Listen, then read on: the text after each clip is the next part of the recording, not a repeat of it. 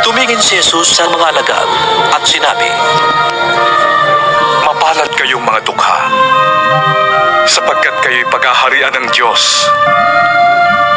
Mapalad kayong mga nagugutom ngayon, sapagkat kayo'y bubusugin ng Diyos.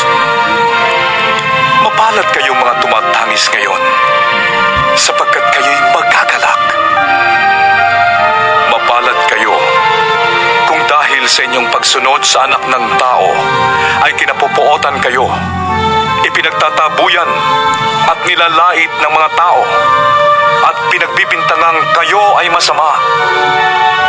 Magalak kayo at tumalon sa tuwa kung ganoon ang mangyari sa inyo, sapagkat malaki ang inyong gantimpala sa langit. Ganoon din ang ginawa ng kanilang mga ninuno sa mga propeta. Ngunit kahabag-habag kayong mga mayayaman ngayon, sapagkat natamasa na ninyo ang kaginhawahan. Kahabag-habag kayong mga busog ngayon, sapagkat kayo ay magugutom. Kahabag-habag kayong mga tumatawa ngayon, sapagkat kayo'y magdadalamhati at magsisitangis. Kahabag-habag kayo kung kayo'y pinupuri ng lahat ng tao, sapagkat gayon din ang ginawa ng kanilang mga ninuno sa mga huwad na propeta.